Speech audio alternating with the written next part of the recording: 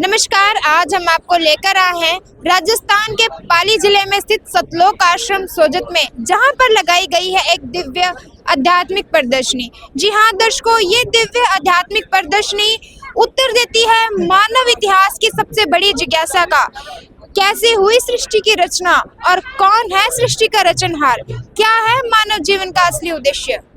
जी, बहुत ही महत्वपूर्ण सवालों के उत्तर आज इस सतलोक आश्रम सोजत की एग्जीबिशन प्रदर्शनी में आपको मिलने वाले हैं कि हम कौन है, कहां से आए हैं और अंत में कहां चले जाएंगे और इस सृष्टि को रचने वाला इसका क्रिएटर कौन है। तो तमाम ये आप देख सकते हो, सतलोक आश्रम सोजत में विशाल एग्जीबिशन प्रदर्शनी लगाई गई है। पूरी जानकारी हम आपको यहाँ पर देंगे दर्शकों, सारा कुछ विवरण, साक्ष्य, प्रमाण यहाँ पर आपको देखने को मिलेंगे। तो जरूर आप इस पूरी कवरेज के साथ आप हमारे साथ बने रहिए। तो जीतू जी, हमें बिना देरी के आगे बढ़ना चाहिए और प्रदर्शनी की जो भी झांकियां हैं, प्रमाण है, उन्हें देखनी चाहिए। जी राजेंद्र जी, बिल्कुल। यहाँ पर श्रद्धालुओं की काफी भीड़ भी आ रही है, काफी आकर्षण का केंद्र बना हुआ है। तो अंदर चलकर देखते हैं कि किस प्रकार से ये जो है प्रदर्शनी लगाई गई है। बिल्कुल, प्रदर्शनी स्थल के भीतर हम प्रवेश कर रहे हैं और काफी जनसमूह यहाँ पर इस प्रदर्शनी में उपस्थित हुआ है और यहाँ पर जो है अवलोकन कर रहा है। ये देखिए आप दर्शकों, प्रदर्शनी स्थल के भीतर तो हमने प्रवेश कर लिया है, लेकिन विवरण के लिए, जानकारी के लिए आपको बता दें कि सृष्टि की रचना कैसे हुई, इसका क्रिएटर कौन है, सृजनकर्ता कौन है और हम कहां से आए हैं, कहां चले जाएंगे। तो इसकी जानकारी हमने कई सारी वेबसाइट पर, कई सारे बुक्स पर भी हमने देखी है, लेकिन यहाँ पर क्या कुछ ठोस साक्ष्य और प्रमाण यहाँ पर इस प्रदर्शनी में बताए गए हैं, वो हम यहाँ पर जानने की कोशिश करेंगे।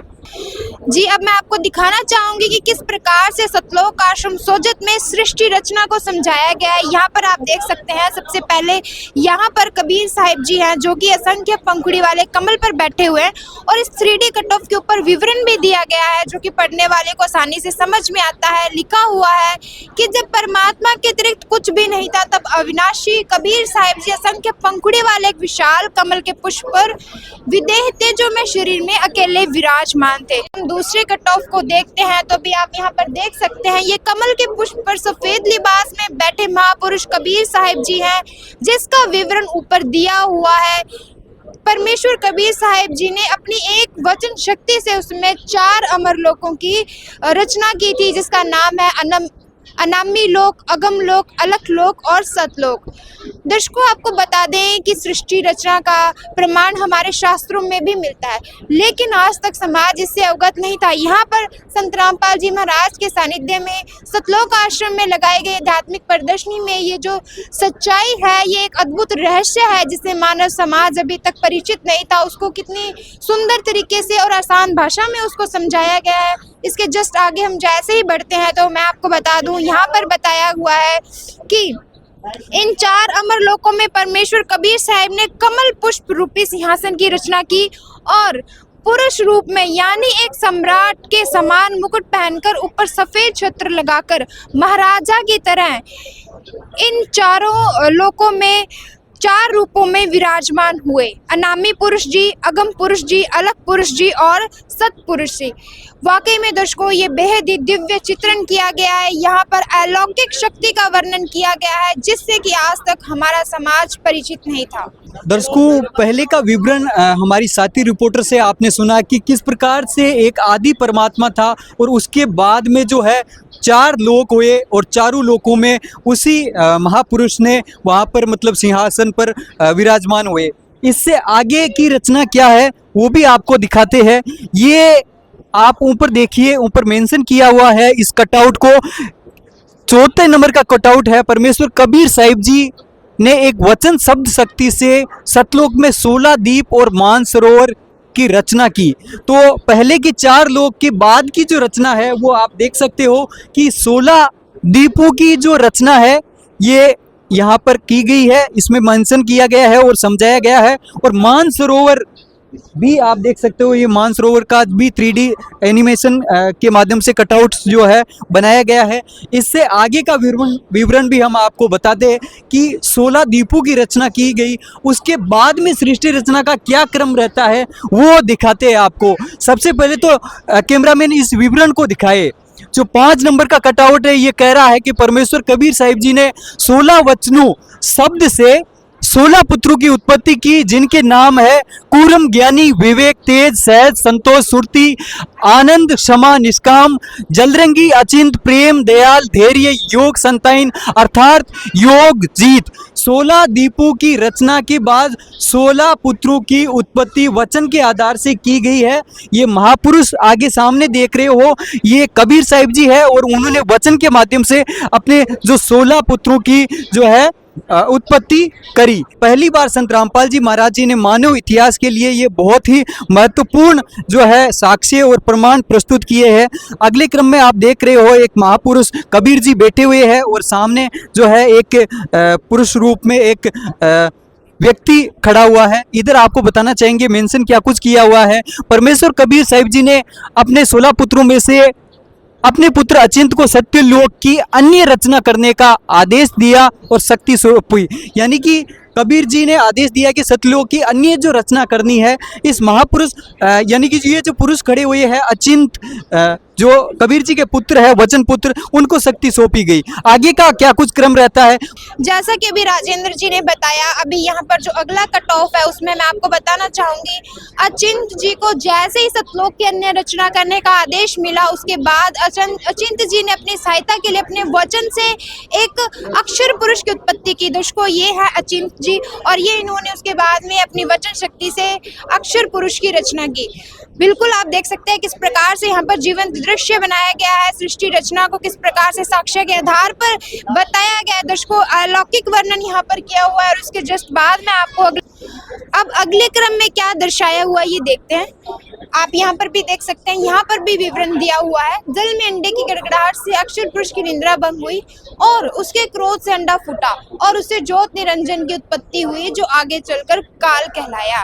यहाँ पर आप देख सकते हैं जो अक्षर पुरुष है मानसरोवर में सो रहे थे और उस समय जो अंडा है उसकी गड़गड़ाहट से उनकी जो निद्रा है वो भंग हो गई और उनका क्रोध से अंडा फूट गया और उसके बाद से उसमें से जो आत्मा निकली वो आगे चलकर काल कहलाया। तो दर्शकों, अब इस अद्भुत सृष्टि रचना में आगे क्या बताया हुआ ये हमारे साथी रिपोर्टर राजेंद्र जी आपको बताएंगे। दर्शकों, अगला जो कटआउट है बहुत ही महत्वपूर्ण कटआउट है, जिस शंका का जो हर मानव जाति का जो प्रश्न है कि हमें किसने पैदा किया है, हमारी आत्मा की उत्पत्ति कैसे हुई। तो इधर आप देखिए, ये तमाम जो है, ये आप हाथ जोड़े हुए महापुरुष जो खड़े हुए हैं, ये तमाम आत्माएं हम ही है, जिनका जो है मेंशन ऊपर भी किया हुआ है, क्या कुछ विवरण है।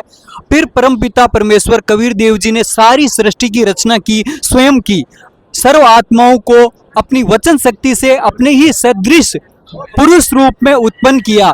प्रत्येक हंस आत्मा का नूरी शरीर का तेज प्रकाश 16 सूर्यों जैसा मानव सदृश ही है, परंतु परमेश्वर के तेज बुन शरीर का करोड़ों सूर्यों से भी अधिक एक रोम कोप का प्रकाश है। यानी कि आत्मा की ही उत्पत्ति कैसे हुई, तो आप देख सकते हो ये तमाम जो आत्माएं हैं, कबीर देव जी ने जो समस्त चराचर जगत में जो सभी आत्माएं हैं, कीड़ी से लेकर हाथी तक, उनकी भी जो उत्पत्ति है आरंभ में कबीर देव जी से जो हुई है। ये महापुरुष आप देख पा रहे हो, सिंहासन पर कबीर देव जी ही बैठे हुए हैं और इनका जो प्रकाश है एक रोम का जो है करोड़ सूर्यों और करोड़ चंद्रमाओं से भी जो अधिक है, आप देख सकते हो।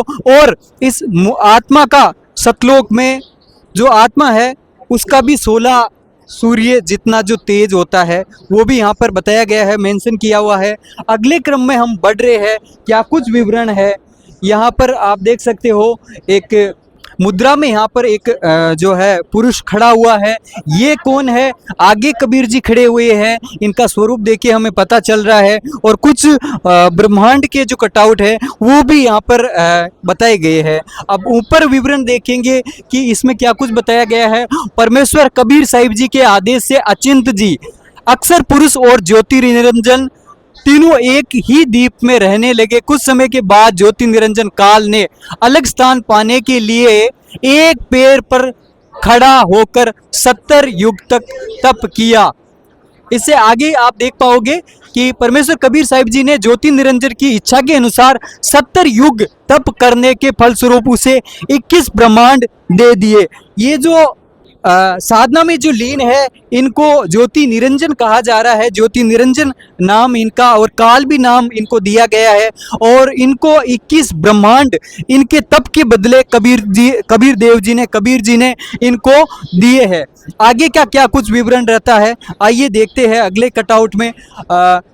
सबसे पहले आप देखिए वही जो है फिर से साधना में ज्योति निरंजन उस साधना अवस्था में है और कबीर जी से कुछ याचना विनती कर रहे हैं। ऊपर क्या कुछ लिखा हुआ है, फिर ज्योति निरंजन काल के मन में इच्छा हुई कि इन ब्रह्मांडों में रचना करने के लिए सामग्री चाहिए, इसलिए उसने दूसरी बार 70 युग तक एक पैर पर खड़ा होकर तप किया। ज्योति निरंजन को तप करते देखकर उस पर मोहित हुई हंस आत्माएं। आप देख सकते हो ज्योति निरंजन जब तप कर रहा था तो उसमें मौजूद सतलोक में मौजूद असंख्य आत्माएं इससे जो है प्रभावित हुई, इससे इस पर लगाव लगा और ये पीछे आत्माएं जो है आप देख सकते हो उनका भी बताया गया है दृश्य के माध्यम से। और आगे का जो विवरण है वो भी हम आपको बताएंगे। परमेश्वर कबीर साहिब जी ने ज्योति निरंजन को कहा कि उन्होंने अपने पहले पुत्र कुरम को सर्व रचना सामग्री दे रखी है। कुरम से प्रार्थना करके शिष्टाचार और विनम्र भाव से रचना सामग्री मांग लो। यानी कि 21 ब्रह्मांडों में रचना करने के लिए जब जो ज्योति निरंजन जी ने तप किया और 21 ब्रह्मांड प्राप्त हुए, उसके बाद में सामग्री सृष्टि रचना के लिए कुछ सामग्री मांगी तो कबीर जी ने कहा कि यह जो सृष्टि रचना की सामग्री जो है कुरम से आपको मिलेगी, कुरम के पास जाओ। आगे का विवरण देखिए। एक ये आप देख रहे हो, दो पुरुष देख रहे हो, एक किसी का मुकुट जो छीन रहा है और कुछ यहाँ पर आप देख सकते हो विवरण भी दिया गया है। ऊपर देखिए सबसे पहले क्या कुछ बताना चाह रहा है ये कटआउट।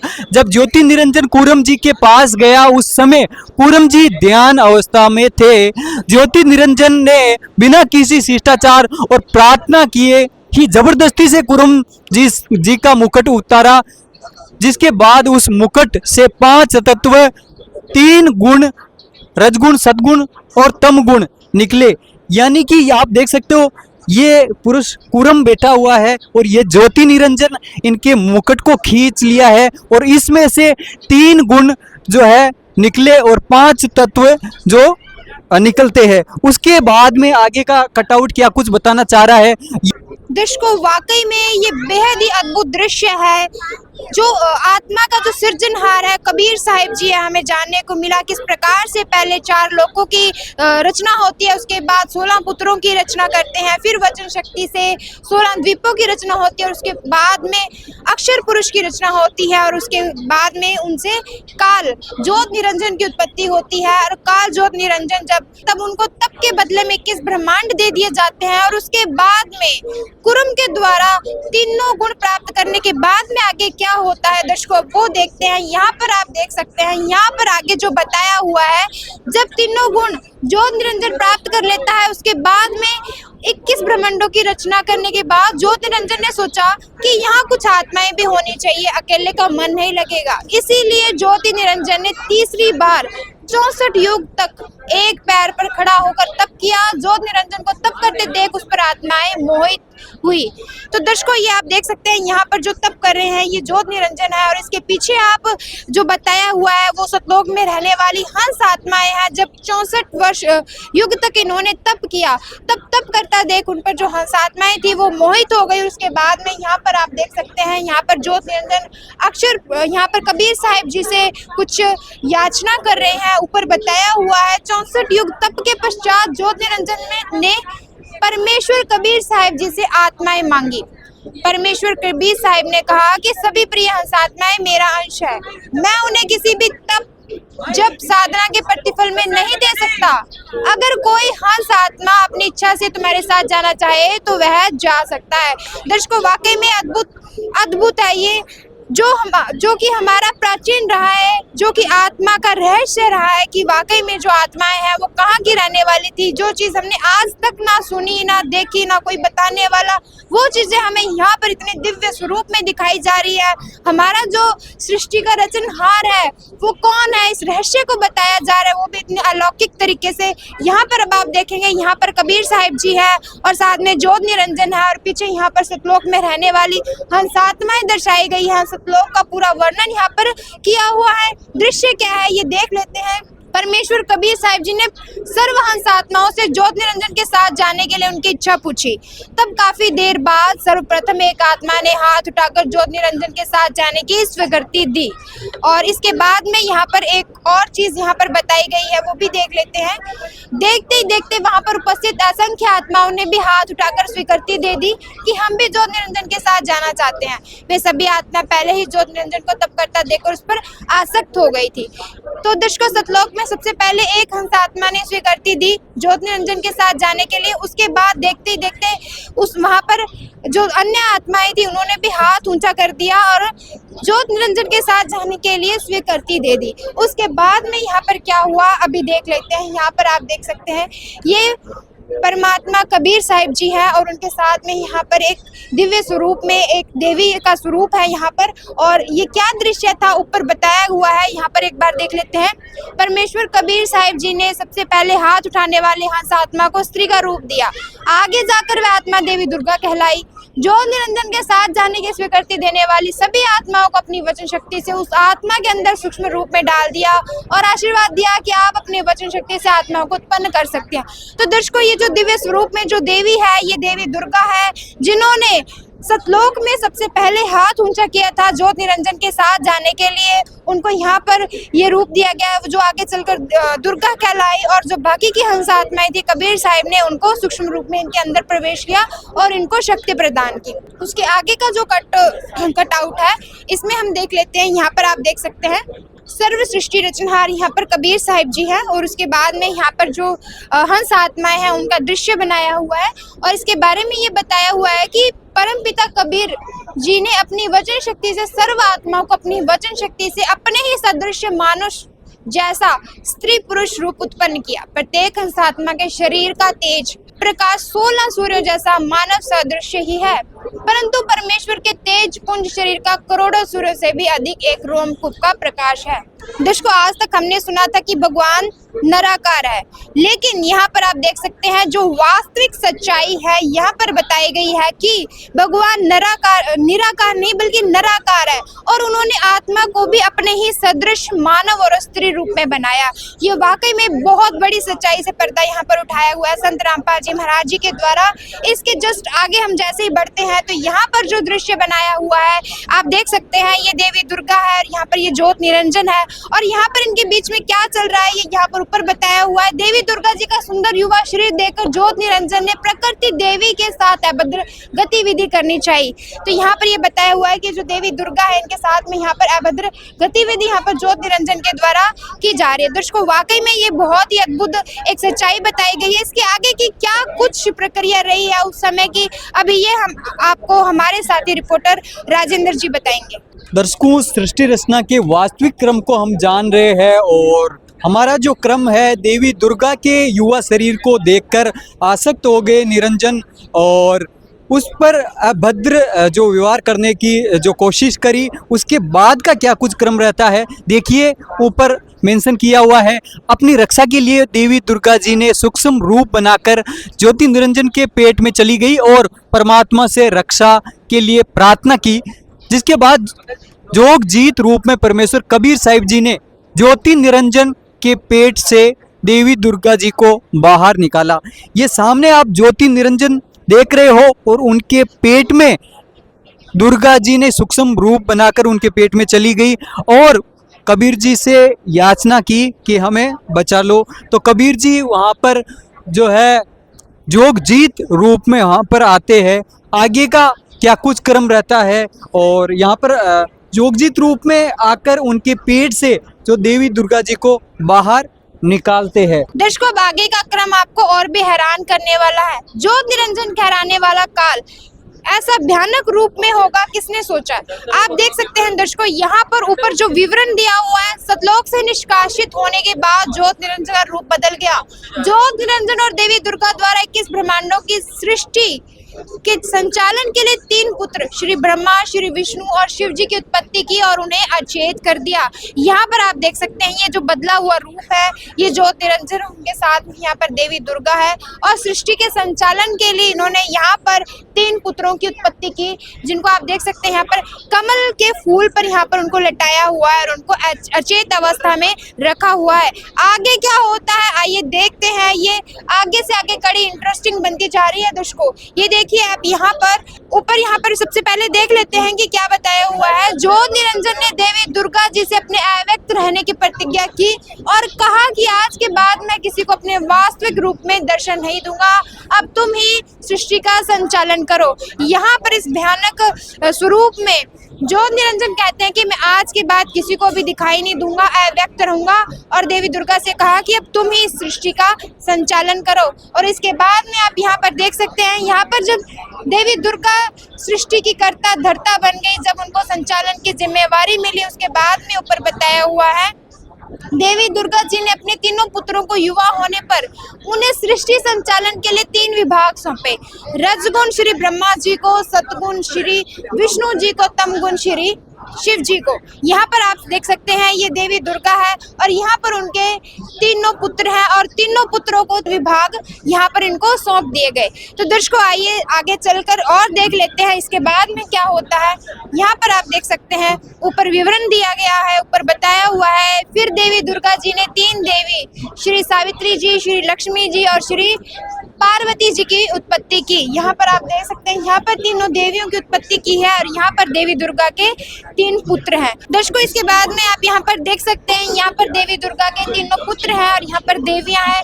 इस दृश्य में उन तीनों का यहाँ पर विवाह किया गया है। आपको बता देना चाहेंगे यहाँ पर आप देख सकते हैं श्री ब्रह्मा जी को श्री सावित्री जी, विष्णु जी को लक्ष्मी और श्री शिव जी को पार्वती जी पत्नी रूप में यहाँ पर देवी दुर्गा ने प्रदान की और इसके बाद में 21 ब्रह्मांडों की सृष्टि का प्रारंभ हुआ। तो इस प्रकार से यहाँ पर जो ब्रह्मांड है 21 ब्रह्मांड उनमें यहाँ पर सृष्टि चल रही है। जी हाँ बिल्कुल जीतू जी, हमने प्रारंभ से ही देखा कि किस प्रकार से आदि परमात्मा एक था, फिर 16 दीपों की जो है रचना हुई, उसके बाद में 16 पुत्रों की रचना हुई, फिर और भी महापुरुषों की रचना हुई और फिर वहाँ पर अक्षर पुरुष यानी कि ज्योति निरंजन ने जो गलती करी उसके कारण दुर्गा जी समेत 21 ब्रह्मांडों समेत जो है एक 16 शंख कोस दूरी तक 21 ब्रह्मांडों को भेज दिया और उन पर जो आसक्त आत्माएं थी जो ज्योति निरंजन उन पर आसक्ति वो भी यहाँ पर भेज दी गई। तो कहने का मतलब अभी जिस लोक में रह रहे हैं जन समुदाय कीड़ी से लेकर हाथी तक, वो सतलोक कोई और है और यहाँ पर जो बताया जा रहा है कि मतलब चराचर जगत जिसको को कीड़ी हाथी का जो सारा कुछ मतलब यहाँ पर जीवात्माएं फंसी हुई है, ये लोक अक्षर पुरुष का निरंजन का है, 21 ब्रह्मांड का हिस्सा है। तो सतलोक कोई और है, सातवां स्थान कोई और है और वहाँ की पवित्र धरती कोई और है। तो सारा कुछ विवरण संत रामपाल जी महाराज जी ने बहुत ही रोचक तरीके से और बहुत ही भव्य और अच्छी तरह से यहाँ पर 3D एनिमेशन के माध्यम से, कटआउट के माध्यम से बताया है। और इस पीछे कैमरामैन पीछे दिखाए एक बार, कितने जो है श्रद्धालु या जनमानस यहाँ पर उपस्थित हो रहे हैं और इस प्रदर्शनी का अवलोकन जो कर रहे हैं और सृष्टि रचना की जो है जानकारी प्राप्त कर रहे हैं। और पहली बार संत रामपाल जी महाराज जी ने इस सत्य को बहुत ही ठोस और अच्छे तरीके से यहाँ पर बताया है प्रदर्शनी के माध्यम से। क्या कहना चाहोगे जीतू जी आप?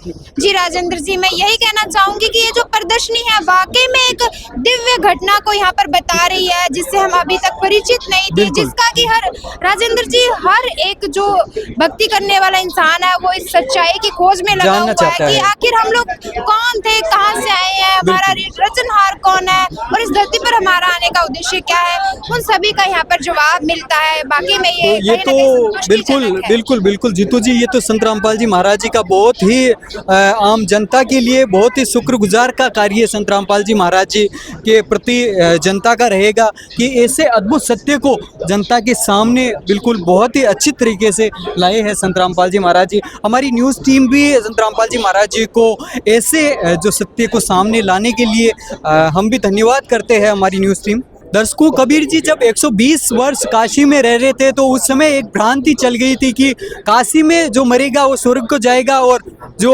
मगर में मरेगा वो नरक को जाएगा। तो उस समय काशी में मोक्ष प्राप्त करने के लिए लोगों में होड़ लग गई और काशी में एक क्रोध था, उससे गर्दन कटवाने वाले की स्वर्ग की प्राप्ति समझी जाती थी। इस भ्रांति का निवारण करने के लिए जो मगर में मरता है वो नरक को जाता है। तो उस भ्रांति का निवारण करने के लिए कबीर जी ने यह फैसला लिया कि मैं मगर जाऊंगा और मैं वहाँ पर शरीर त्यागूंगा, तो मैं कहाँ जाऊंगा ये आप देखना।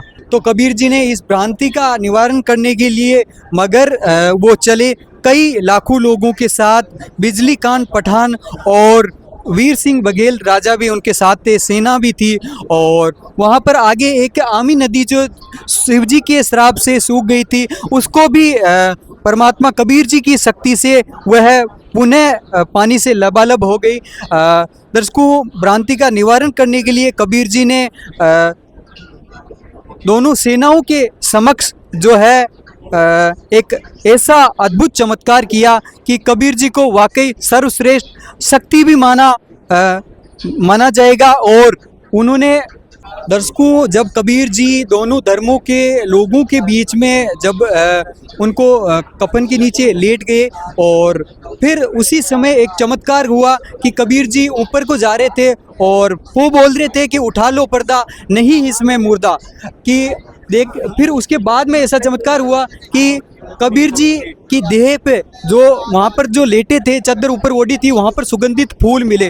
तो लोगों का भ्रम निवारण हुआ कि कबीर जी अद्वितीय शक्ति थी जो 120 वर्ष तक हमारे साथ रही, हम पहचान नहीं पाए। और दोनों धर्म जो लड़ने मरने को तैयार थे उनके भी भ्रम निवारण किया। और वहाँ पर बहुत महायुद्ध होना था, वो भी जो वहाँ पर मतलब युद्ध टल गया और लोगों में जो शांति और भाईचारा जो प्रेम है वो आप देख सकते हो। लोग गले मिलकर रो रहे हैं कि ऐसे अद्वितीय महापुरुष को हम पहचान नहीं सके, जान नहीं सके। और फिर कबीर जी ने आदेश दिया है कि यहाँ तो मैं तो अपने जो है सनातन धाम को जा रहा हूँ, इस मेरे शरीर की जगह सुगंधित फूल मिलेंगे, उनको आप आधे आधे बांट लेना और इनको आप रख लेना। तो आज भी यादगार के रूप में, प्रमाण के रूप में आज भी मगर स्थान पर जो है यादगारें बनी हुई है। हिंदुओं ने और मुसलमानों ने जो अलग अलग यादगार जो बनाई है वो आज भी यहाँ पर धरातल पर मौजूद है। तो ये सत्य जहाँ की सृष्टि रचना के आरंभ से लेकर हमने यहाँ पर कबीर जी द्वारा 120 वर्ष तक जो लीला करी थी वो तमाम विवरण हमने दिखाया। और इधर आपको दिखाना चाहेंगे जो बातें हमने कटआउट में की गई है, जो संत रामपाल जी महाराज जी ज्ञान भक्ति और विधि बता रहे हैं मोक्ष की, सभी धर्म ग्रंथों में यहाँ पर जो देखी जा रही है। ये तमाम लोग इसीलिए उमड़ रहे हैं कि अपने शास्त्रों में क्या कुछ सत्यता बताई गई है। इधर आप देखिए, यहाँ पर कोई एक ग्रंथ नहीं है, यहाँ पर सभी धर्मों का जो यहाँ पर समावेश किया गया है। संत रामपाल जी महाराज जी के सानिध्य में यह प्रदर्शनी आयोजित की गई है। और यहाँ पर देखिए, ये कई सारे जो श्रद्धालु है इस प्रदर्शनी का अवलोकन कर रहे हैं, अपने प्रश्नों का उत्तर जान रहे हैं। आप देख सकते हैं सभी प्रकार के जो ग्रंथ है यहाँ पर रखे गए हैं। एक धर्म विशेष के ग्रंथ नहीं है, यहाँ पर सभी धर्म के जो ग्रंथ है आप देख सकते हो। ये तमाम हिंदुओं के ग्रंथ यहाँ पर आप देख रहे हो। इससे आगे का जो क्रम है, यहाँ पर कुछ संतों के जो वाणियों के जो है वो भी यहाँ पर रखे गए हैं, बड़े बड़े ग्रंथ है। इससे आगे आप देखिए, ये भी आगे का क्रम आप देख रहे हो, लगातार कई भाषाओं में भी आप देख सकते हो। और ये आगे भी देखिए, ये संतों के साहित्य, यानी कि हर ग्रंथ का यहाँ पर समावेश किया गया है। हर धर्म के जो ग्रंथों को यहाँ पर स्थान दिया गया है, उनमें क्या कुछ सत्य बातें लिखी गई है, संत रामपाल जी महाराज जी ने उन्हीं बातों को बताया है। जो कि भक्ति जो कौन सी करनी चाहिए, किस भक्ति से हमें मोक्ष प्राप्त होगा।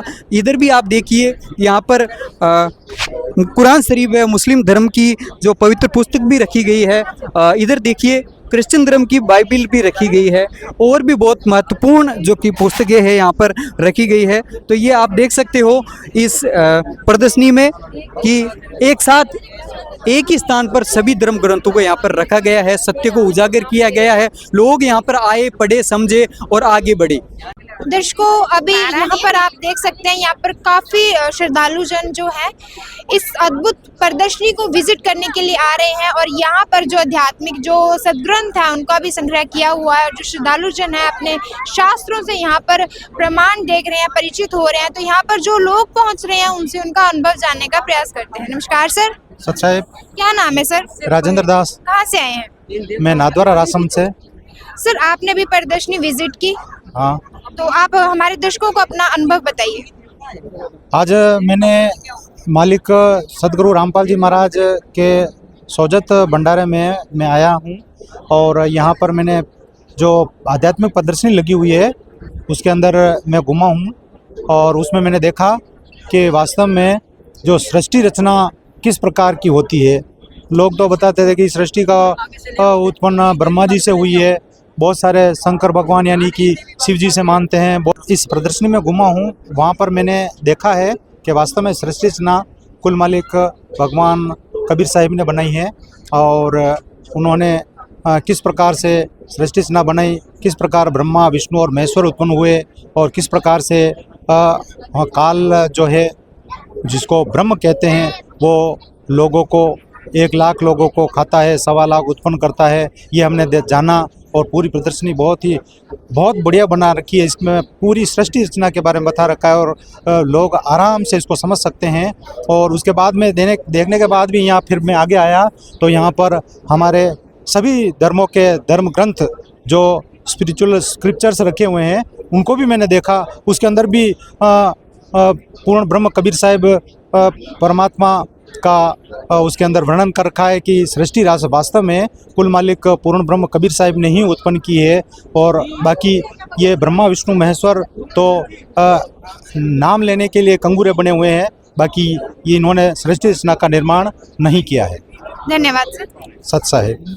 दर्शकों आपने देखा अभी यहाँ पर जो श्रद्धालु जन पहुँच रहे हैं उन्होंने सृष्टि की रचना देखी और आम समाज जो है एक भ्रम में जीता है कि सृष्टि को ब्रह्मा जी ने उत्पन्न किया, कोई कहता है विष्णु ने, तो कोई कहता है शिव जी ने। लेकिन यहाँ पर तथ्यों के आधार पर संत रामपाल जी महाराज जी के द्वारा बताया गया है कि जो सृष्टि का रचनहार है वो वाकई में कबीर साहिब जी है। ये एक बहुत बड़ा भ्रम था जो कि यहाँ पर आने वाले श्रद्धालुओं का निवारण हुआ।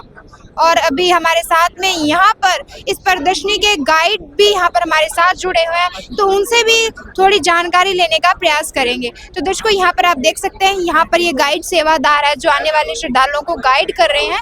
तो चलिए इनसे बात करते हैं। नमस्कार सर। नमस्कार जी। क्या नाम है सर? जी मेरा नाम राजन कुमार है जी। सर ये बताइए कि इस प्रदर्शनी को लगाने का क्या उद्देश्य है और आम जन समुदाय के लिए क्यों जरूरी है? आज संपूर्ण विश्व के अंदर आग लगी है। आज व्यक्ति के साथ लड़ रहा है। संसार के तमाम जीवों के अंदर अत्याचार हो रहे हैं। यह जो अत्याचार खत्म करने के लिए समय परमात्मा इस धरती पे आते हैं और परमात्मा का विवरण पहले ही इन शास्त्रों में दिया गया है। ऋग्वेद, यजुर्वेद, सामवेद, 18 पुराण, शब्दावसाय यानी जितने भी धर्म हैं, चाहे वो हिंदू धर्म हो, चाहे सिख धर्म हो, चाहे इस्लाम हो, तमाम जितने भी तमाम धर्मों की किताबों के अंदर उस समर्थ परमात्मा की जानकारी दी गई है। वह परमात्मा कौन है हम तो जानते हैं कि कबीर साहब है, और आम जनता जो है वो जो नहीं जानती, जो आज पाखंड में पड़ी हुई है, अंधविश्वास में पड़ी है, तमाम जानकारी देने के लिए और कोई व्यक्ति इस्लाम से पूछना चाहे भी ये जो आपके संत रामपाल जी महाराज जब कबीर साहब को परमात्मा बता रहे क्या हमारे इस्लाम की किताबों में है, तो मतलब इस्लाम को इस्लाम के तरीके से, हिंदू को हिंदू के तरीके से और बौद्ध के तरीके से समझाने के लिए तमाम किताबें लगाई गई है। इन किताबों के बाद उस समर्थ परमात्मा की जानकारी दी गई है, इसलिए ये किताबें लगाई गई है। इनके किताबों के माध्यम से संत रामपाल जी महाराज अपना ज्ञान प्रचार करें और तमाम समाज के लोगों का कल्याण करें जी। धन्यवाद सर। धन्यवाद। दर्शकों, इस आध्यात्मिक प्रदर्शनी की एक खास बात और है, यहाँ पर जो शास्त्र रखे हुए हैं वो सभी धर्मों के यहाँ पर रखे हुए हैं। जिस भी धर्म का यहाँ पर कोई भी श्रद्धालु आता है, कोई भी इंसान आता है, उसको उनके जो धार्मिक सदग्रंथ है उनके आधार पर उनको समझाया जाता है, गाइड किया जाता है, अपने धार्मिक ग्रंथों से यहाँ पर परिचित हो सकते हैं। तो ये वाकई में एक अद्भुत और अलौकिक यहाँ पर एक प्रदर्शनी लगाई गई है। तो आपको ये प्रदर्शनी कैसी लगी, कमेंट सेक्शन में जरूर बताएं। तो जीतू जी, मेरे तो इस प्रदर्शनी को देखने के बाद सृष्टि रचना से संबंधित और कबीर जी से संबंधित सारे भ्रमों का निवारण हुआ। आप क्या कहना चाहोगे? जी राजेंद्र जी, मैं भी यही कहना चाहूंगी कि मेरे भी काफी संशय थे सृष्टि रचना को लेकर। मुझे भी ये चीज काफी अच्छे से समझ में आई। और मैं एक बात और कहना चाहूंगी कि जो पढ़े लिखे हैं वो तो शास्त्रों को पढ़ सकते हैं, लेकिन जो बुजुर्ग हैं या जो अनपढ़ हैं, जी, जिनको जी, जी। पढ़ना नहीं आता, हाँ। उनके लिए काफी अच्छी व्यवस्था की गई है। वो हाँ, वो आकर देख सकते हैं, कटआउट को बिल्कुल। देख सकते हैं। उसके बिल्कुल। साथ साथ और भी अच्छी बात ये है कि वहाँ पे गाइड करने के लिए भी वहाँ पर सेवादार गाइड। लगे। तो दर्शकों, जो लोग यहाँ पर नहीं पहुँच पाए हैं, हम उनको निवेदन करना चाहेंगे। हमने यहाँ की तमाम जानकारी जुटाई और देखी और यहाँ पर जा किया, प्रमाण भी देखे। तो जो लोग यहाँ पर नहीं पहुँचे हैं उनको भी यहाँ पर ज़रूर विजिट करना चाहिए। कबीर जी के बारे में और सृष्टि रचना के बारे में जो भी प्रामाणिक जानकारी, साक्ष्य, कटआउट यहाँ पर देखने को मिलेंगे, तो आप ज़रूर यहाँ पर पहुंचकर अपनी शंका का निवारण कर सकते हैं सतलोक आश्रम सोजत की एग्जीबिशन में। और इस वीडियो के संबंध में आपकी क्या कुछ राय है वो कमेंट बॉक्स में हमें ज़रूर साझा करें। तो इसी प्रकार की अन्य भी कवरेज हम आपको भविष्य में भी देते रहेंगे। तब तक के लिए आप देखते रहिए हमारा न्यूज़ चैनल और धन्यवाद। धन्यवाद।